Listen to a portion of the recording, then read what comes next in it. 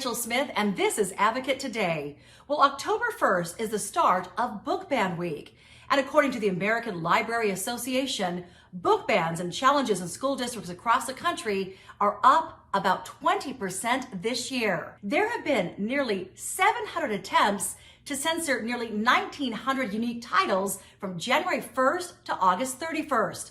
And it's happening in hundreds of schools across the country. Texas leads the way with over 1,100 title challenges. A vast majority of these bans target queer topics, queer authors, along with Black authors and books about Black history. And book bans and challenges are not new, but the intensity of the debate has erupted in the last 3 years. The Advocate Channel's John Casey talked with MSNBC's Velshi about his new podcast and the consequences of removing titles from shelves.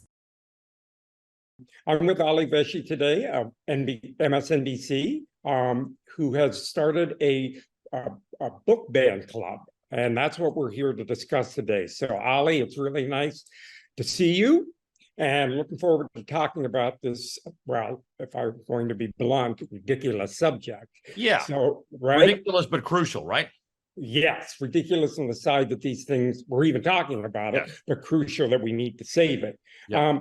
So I guess to begin with, if you could describe for us the impetus for this and how it started to mushroom.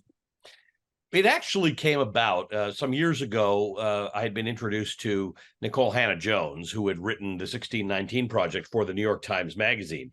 And she came on my show, and I truly, it was one of those few instances, because I'm a news generalist. I read a lot of things. I know a lot of things. I really enjoy history. I'm not American.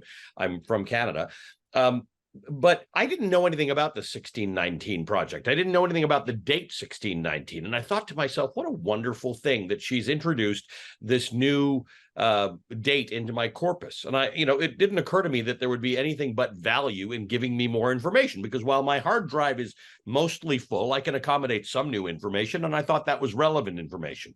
And I was incredibly surprised at the reaction to the 1619 Project, the zero-sum reaction, the idea that if you introduce this date, 1619, as the first year in which enslaved Africans were brought to America, you somehow erase or negate the history that has already been written about whatever other dates we wanted to include, including 1776. That stuff doesn't occur to me at all, right? I'm a simple Canadian kid. I've been going to gay marriages for 40 plus years, and then I get to America where they say gay marriages affect traditional marriages. Like, how? I don't understand the math on that.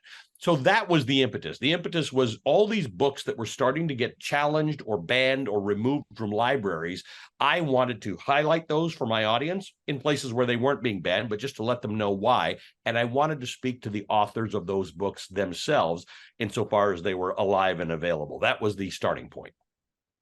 So let's I'm going to make this a little personal, because you're putting a spotlight on these books.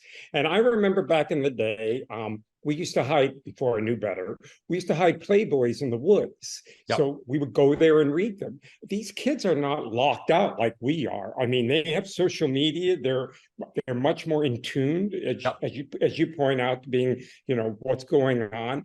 Well, isn't it up to the parents to just make sure these kids aren't reading those books? And if you do these things, they're going to find a way to read them anyway. This is very important, a point you make. There's no argument by any librarian or any teacher or any author that somehow we are going to subvert the system and provide this insidious instruction about how to be Black or how to be queer to your children. This is an argument about the availability of books, the universal availability of books, and where the decision-making should come from about who reads those books. And I think under my casual read of the United States Constitution, that should not fall to the state, meaning the federal government, the state government, your school board, nor your library. That should be a parental discussion in concert with a librarian, in concert with a teacher. Now, that's tough, John, because a lot of people don't know what their kids are reading and maybe haven't read that subject matter themselves. But you're absolutely right. It was not hard to hide a Playboy inside the cover of another magazine, and that managed to happen. Back in the days when those kinds of magazines were sold behind a counter or behind a display where you couldn't see them, even then you could get around it. Now there's nothing to get around. everything is on your phone. And we're not talking about the contextualized stories about being queer, about being Black, about being Hispanic, about being sexually assaulted, about growing up in the Holocaust. All these books that are being banned, including Anne Frank. They fired a teacher in Texas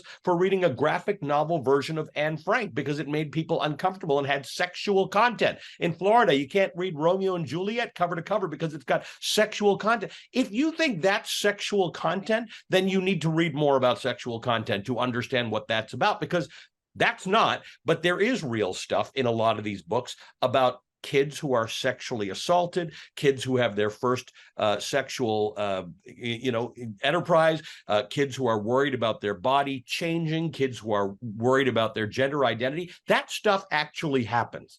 What good do you do by not allowing children to read about it in proper context by authors who have taken great care? So that's the point here. I'm not trying to shove anything down anybody's throat. You don't want to read it? Right. Absolutely have the chance not to read anything you don't want to read.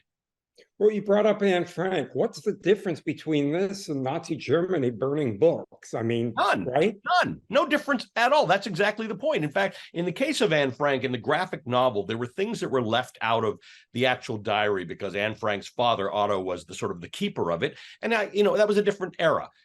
We didn't talk about sexuality, and the sexuality she was talking about were changes to her body and, crushes and things like that. That just, those are different times. Now we're not in those times. So the graphic artists, two Israelis, the person who wrote it and the person who drew it, they decided they would put that back in.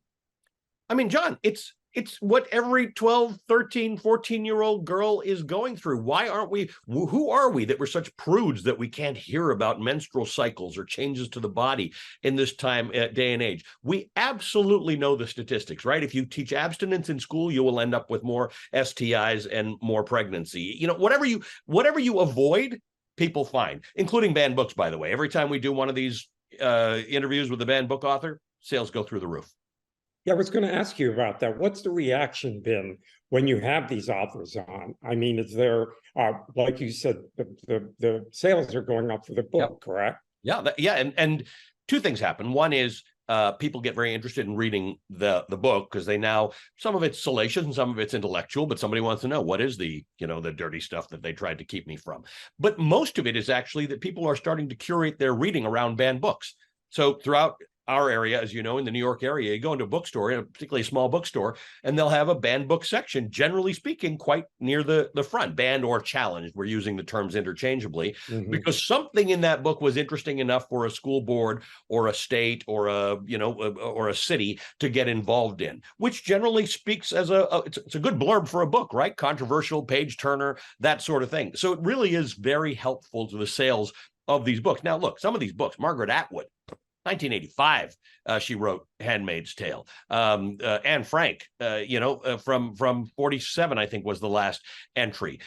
Toni Morrison is among those who are banned. Maya Angelou. So some of it's weird, right? It's been around forever. It's complicated. Some of it, by the way, is not as obvious as you'd think. It's not just sort of right-wing conservative moms for liberty people. There are people who don't like books like Huck Finn or To Kill a Mockingbird because of the racist references over and over again. It uses words that a lot of Black parents would rather not have their kids subject to dozens and dozens of times over the course of a reading of a book. All of it is worthy of discussion. None of it is worthy of banning. All of it is worthy of discussion. To say to a teacher, look, you've got a lot of different kids in your class. This subject matter is complicated and it's hard. That's the direction that needs to be given. Well, yeah, to me, this seems also like drag reading hours. All we're doing is fueling hate. If we think there's something wrong with a person of color in a book or somebody who might be queer, all this does to the kids who are very impressionable is that there's something wrong with a color. That's right. A person of color or something wrong with a queer kid, right? Well, thanks so much for watching Advocate today. You can download the app in the Apple or Google Play Store to stream us live, and be sure to subscribe to our YouTube channel. For the Advocate channel today, I'm Rachel Smith. Take care.